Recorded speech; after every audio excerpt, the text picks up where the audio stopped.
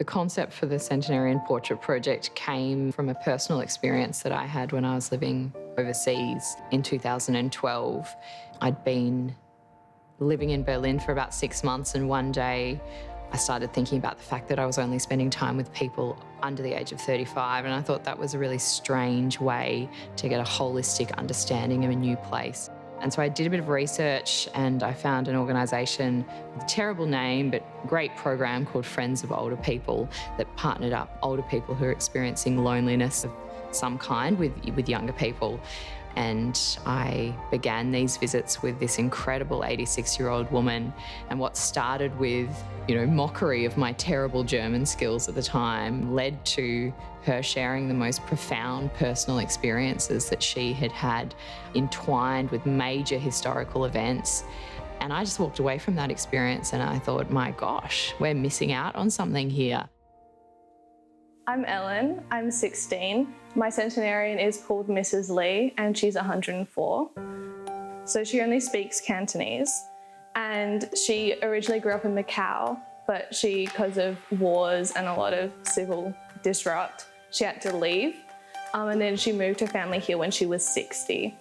I've got my 80-year-old uniform just in the wardrobe, so if you want me to put on any time, sing out. The more you get to know someone, the approach you take to your portrait is going to change. So we would talk to the young people about observation, doing a series of sketches and studies from life initially, taking a series of notes, a range of reference photos, doing some activities together, like, playing dominoes, playing cards, and then going away and spending time in your studio reflecting on, how you're going to proceed with your portrait. I'm interested to see what I look like, more or less.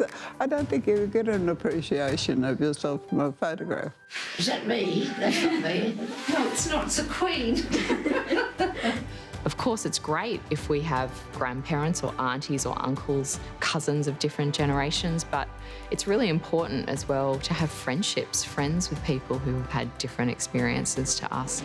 Hi, Barbara. We had a beautiful pair in our South Australian project where Indy not only got to know Barbara, her centenarian, but also Barbara's daughter-in-law. And Barbara's daughter-in-law went on to teach Indy how to cook, and Barbara was teaching Indy how to knit, and their relationship went far beyond the project. And yeah, that was really beautiful to witness. Can I play you a church song, like a hymn? Oh yes, by all means. They're my favourite music.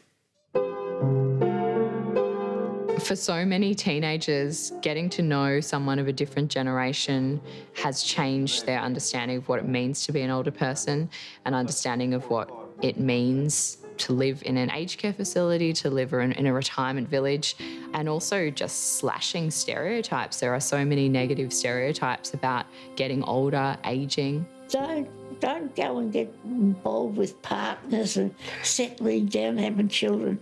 Times that in your 30s, and 20s. What comes out of this program is that when we get to know someone of a different experience, overwhelmingly the result is connection, is care, compassion and joy, and that's pretty exciting. English is not her first language, and so we've had a few language barriers in where she speaks in Farsi and I then don't know how to respond.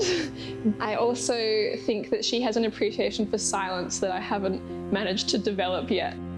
The project is a format, and what makes it unique in every iteration are the people who come in, the people with unique experiences, stories, backgrounds. So no matter how many times you do this program, it's always exciting and it's always a delight to find out who our participants are, and it's incredible that I will always be surprised and delighted at what creativity is offered, what generosity and what love and kindness is put on the table with each iteration of the program. Yeah, I'm pleased with that.